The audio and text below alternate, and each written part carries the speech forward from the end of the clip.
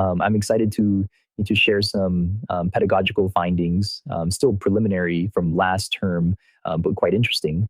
They address a question I think many of us have wrestled with. How do we help students move from knowing finance, especially in the personal finance space, and learning how to do financial calculations to actually helping them make sound financial decisions? This presentation will cover where students struggle in my personal finance course, why they sometimes disengage, and how an applied capstone approach can help them re-engage. According to a recent survey, it's somewhat shocking, but not entirely surprising, that Gen Z, the current generation of college students, answered only about a third of basic personal finance questions correctly. According to the PFIN index, that is the lowest score among all participant groups. Not surprising given factors like age, experience, and education level. They're still young, but at the same time, this generation is racking up credit card and loan debt faster than any prior generation, and their financial decisions are increasingly shaped by social media and influencer culture, which tends to amplify impulsive financial behavior. Given these facts, and that one of the major objectives of personal finance courses is to help students make more informed and better decisions, we face a real challenge. Research has shown that financial knowledge does not always translate to better financial decision-making behavior. More specifically, while financial education does increase financial knowledge, there's no doubt about that, its effects on actual financial behavior are economically small and they decay over time. So the pedagogical challenge is that simply lecturing students on finance concepts and increasing their knowledge is not enough. The learning in this field should be embedded in application and practice. That's the approach I'm going to propose today.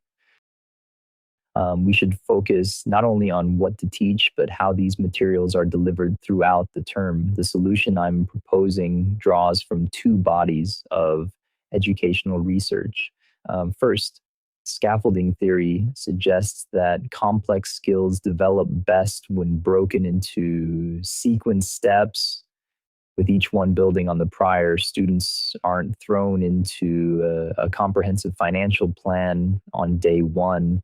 Instead, we build them up through progressively challenging tasks throughout the term, which are interconnected and all connected to a final capstone project where they'll make a major real-life financial decision based on their own judgment. That's the modular scaffolding component.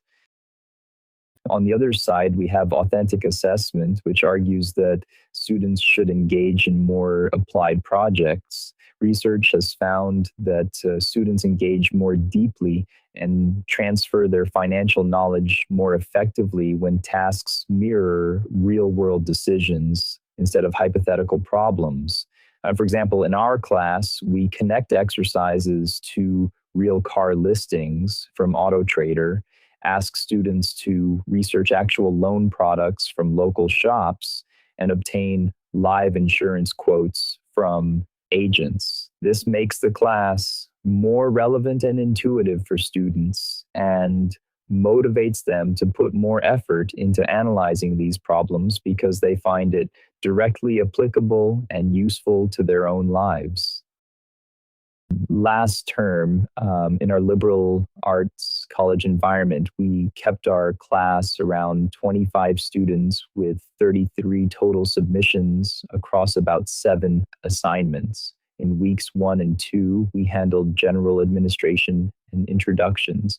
Week 3, students worked on their basic personal balance sheet, including cash flow analysis and net worth calculations.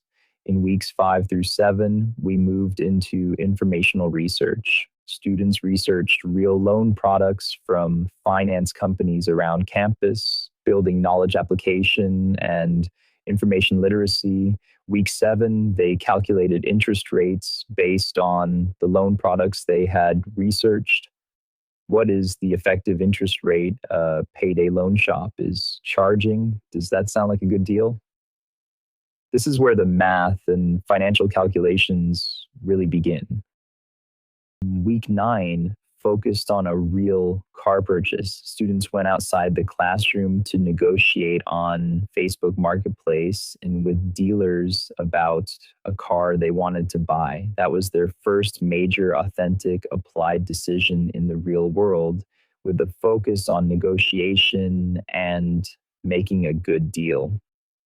Week 10 introduced a simplified version of the rent versus buy analysis, which was the most computationally demanding assignment so far.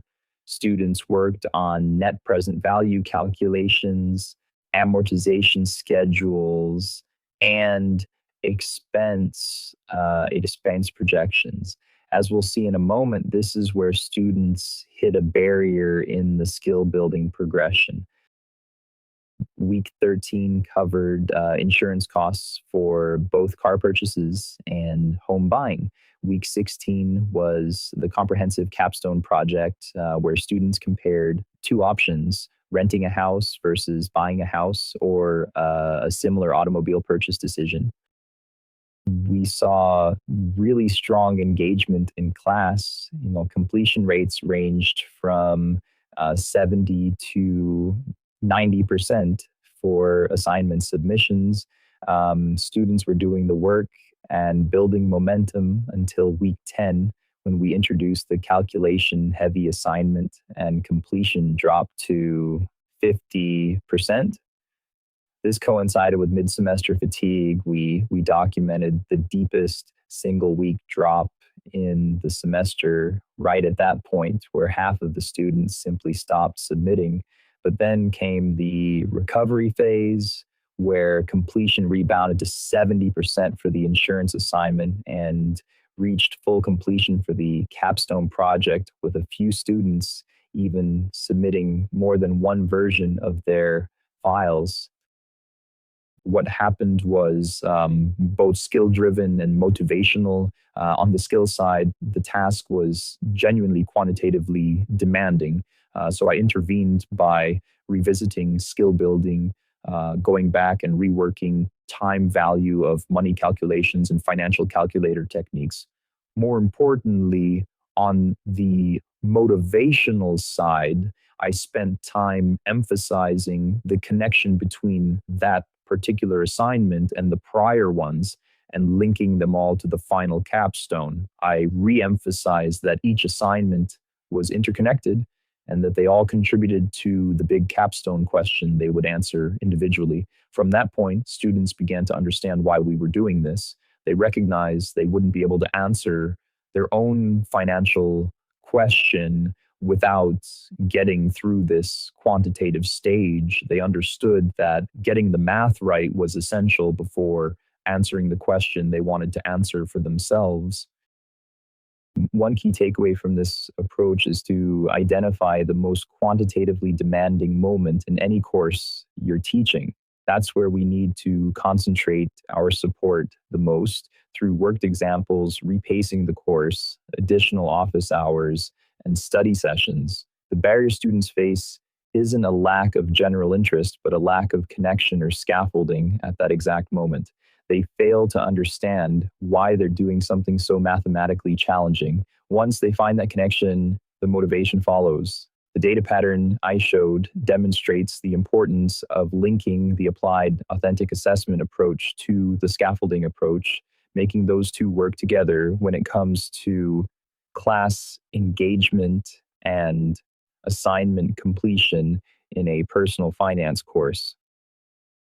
My recommendation is to design the course as a developmental progression, like the scaffolding approach I've proposed, instead of a topic collection. Each assignment works better when it requires concepts or material from prior assignments as input. For example, week 7 interest rate calculation fed into the week 9 car purchase calculation, which later became the input for the week 10 housing decision. I call this cumulative scaffolding. On the authentic assessment side, we should use applied real world decisions in our courses. One student who was genuinely considering buying versus renting told me he had never approached the problem this way before. It had always been just a mental exercise in his head, but he was never able to articulate and formulate it in a quantitative and formal way. So instead of hypothetical scenarios, let's have our students work with real car listings on AutoTrader, real mortgage rates from local brokers, and live insurance quotes so they have a clear picture of the actual expenses they'll incur for each decision. And last but not least, the high stakes capstone project is applied, authentic, and comprehensive, building on the scaffolding approach. It served as a motivational anchor when students hit their fatigue moments mid semester. That's everything I have today. Thank you.